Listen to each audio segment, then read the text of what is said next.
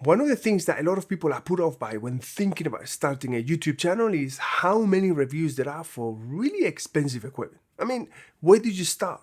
It's so easy to feel discouraged and pretty much lost trying to make sense of what the right equipment is to get started. You just want to get your channel going, and it's only fair that you ask yourself, what is the least that I need to get things going? Over time, you'll have plenty of time to get into the more fancy stuff, once your channel grows. But for now, you just want the basics to get your channel off the ground. In this video, I'm going to show you how to get up to speed for less than $500 and get amazing results.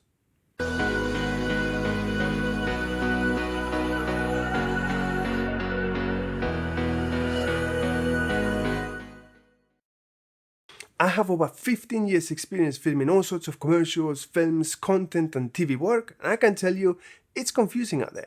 If you want to start a YouTube channel and you try and watch some reviews on the best equipment to buy or invest on, well, some of the equipment they review, as cool as it is, it's way too expensive for someone starting out. I can totally understand how it can feel overwhelming, but in all fairness, you don't really need that much.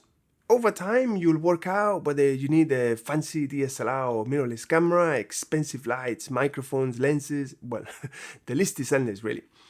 I'm gonna give you a basic setup for around $500 that will get you going in no time. Obviously, I leave links for the equipment in the description below, so it's easy for you to buy them if you want. I also leave some links for some alternative, more expensive options, because I don't really know at what stage in your content creation career you are, so it's always good to have different options. Not many, but some. You might like a better microphone or light, but overall, this is entry-level equipment that is affordable without compromising in quality. The first thing we'll start with is the camera, and for this, you should look no further than the phone that you already have. The phone that you already have with you gives you all the resolution that you need. Most phones these days shoot at 4K, they give you a slow-mo at 1080p, at 120 or even 240 frames a second. You can do hyperlapse, you can do time lapses, you can do all sorts of things. The resolution that you get is incredible, and nobody will ever complain that your footage looks bad. Get yourself a basic mount like this one. You can mount the phone horizontally or vertical. It's super easy to do. You can take off the main mount and mount it onto a tripod if you want more stability. It's really easy, really cheap. It's around $9. It will get you a basic mount in no time. If you want something that is a little bit more refined, you can get a cage like this one, for instance, from SMALLRIG. It gives you a lot more mounting points if you want to put the lights and microphones on and all sorts of things, mostly for outdoors work. For indoors, this cheap mount will be just fine. It will be $9 and it will get you going in no time. The main thing that you need to invest on is on a video app like VideoMicro or ProTake or similar. In my case, I use VideoMicro. It works fantastic with the iPhone 12 Pro Max. But please do not use the default app because it's absolute garbage, okay? Use the VideoMicro app. It will give you manual control over every aspect of the camera. Call it exposure, focus, color space, white balance, you name it, you get manual control. The default app that comes with the phone is absolute garbage. Don't use it. It's really bad.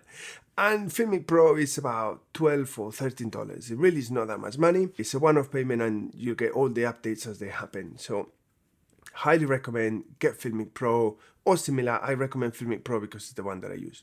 The next thing you need to get is a tripod, and in this you should not cheap out because you need to have something that is stable and reliable. I'll give you an option with a sort of a hybrid between a DSLR and a video tripod, but has a fluid head. And this is really important because you want a fluid head, because you want to have a smooth pan and tilting. And some DSLR tripods, they just don't offer you that.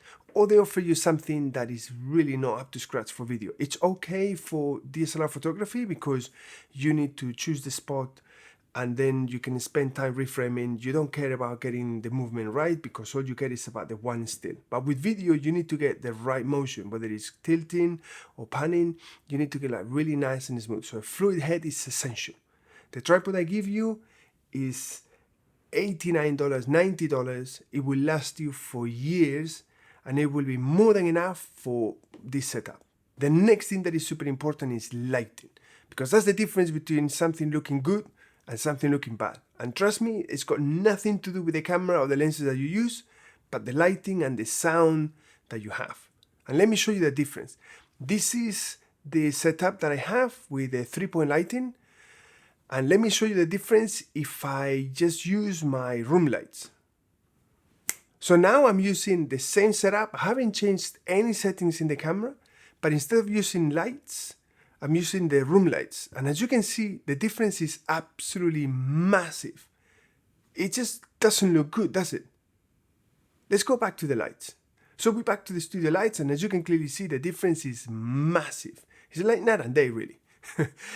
And you don't really need expensive lighting. You can buy expensive lighting if you want, but to get started, you don't really need expensive lighting.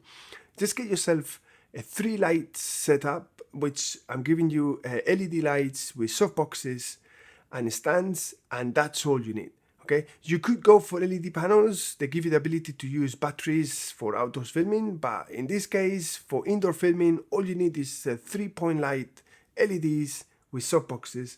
I'm giving you $110 setup. It comes the lights, the softboxes, the stands, and it all packed in a single case.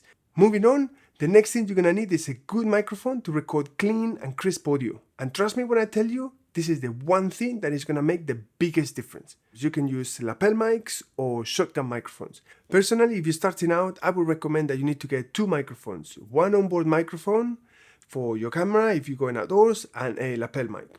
And there are a few options that people recommend. I have for you the Boya BYM1, which you've probably seen many videos recommending this.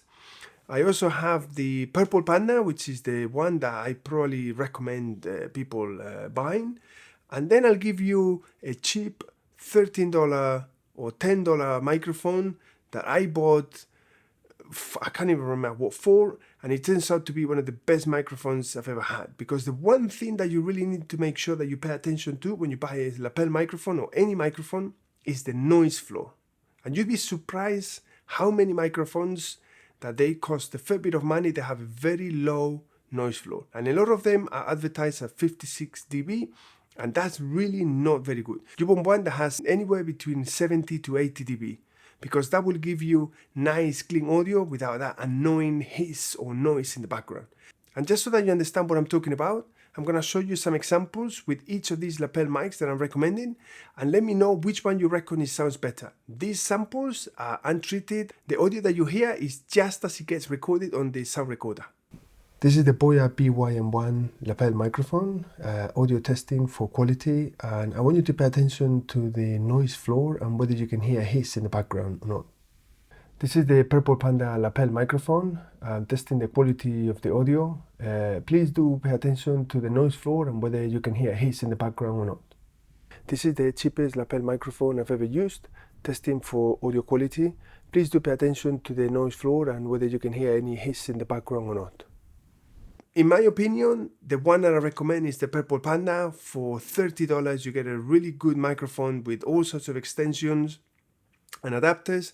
This will last you for years. And for onboard microphone, and this is entirely up to you in terms of the video content that you're gonna do, whether you're gonna need to do something outdoors or it's all indoors. If you decide to go with one, I recommend that you go for the Rode VideoMicro, simply because it's small, it works with all sorts of cameras, it's really easy to operate, you don't really need to do much other than just plug the cable and off you go. The signal is really good, and just so that you know, that is the exact microphone that I'm using, and I have it right above my head here on a stand, and it's really good quality. Again, there are much better microphones, but obviously they cost 10 times, 20 times as much. This quality is very good for the money that you pay. I think it's around $48, $50 or $45. The quality that you get is phenomenal, but again, it needs to fit your filming style and what it is that you plan to do. The next thing I recommend that you get is a sound recorder, and look no further than the Zoom H1N. It will give you anything that you need at this level and more. You can connect your lapel mic if you're going outdoors. You can record the stereo from the actual recorder itself.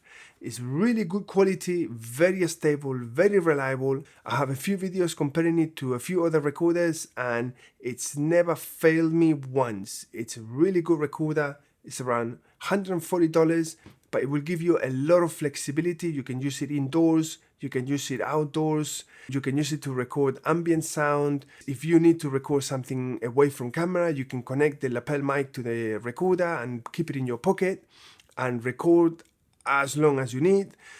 It gives you so much flexibility. Plus, the preamps that the Zoom H1n recorder has are way better than the preamps that your phone has. So in terms of audio quality, you'll be getting way better audio quality if you run your microphone through the recorder and then out of the recorder into the phone.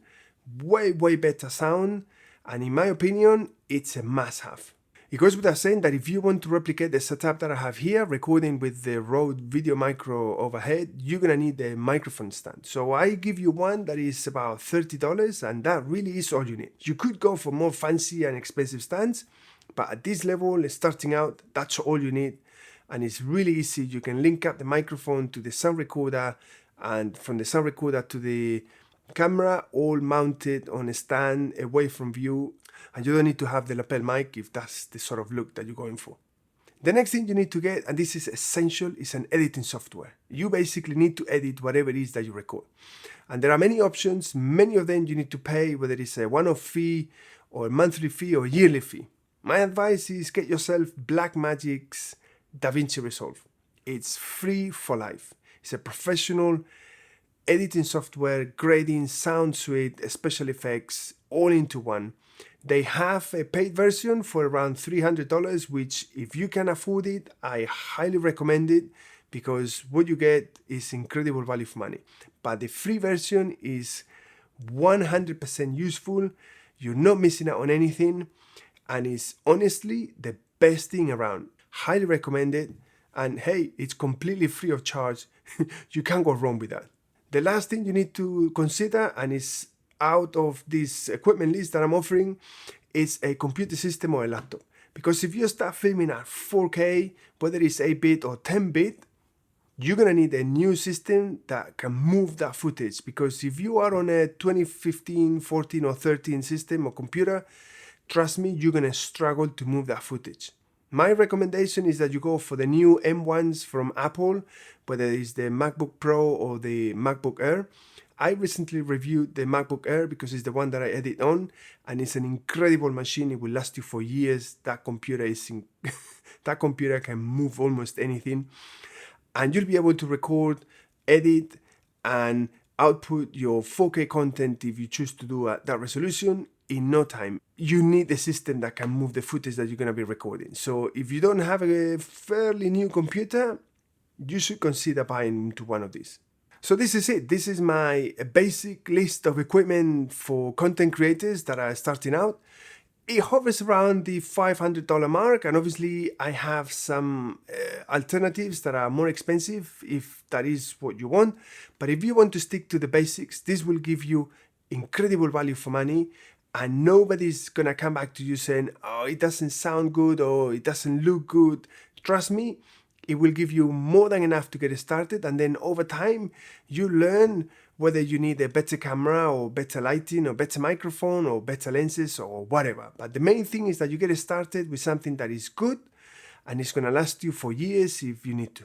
Anyway, I hope you liked this video and got something positive out of it. If you did, give it a thumbs up. It helps with the YouTube algorithm and getting some traction for the video. It seems that everything is about the YouTube algorithm these days. If you're new to the channel, consider subscribing and hit the bell so that you get notifications of any new videos coming up. And with that being said, we'll see you in the next video.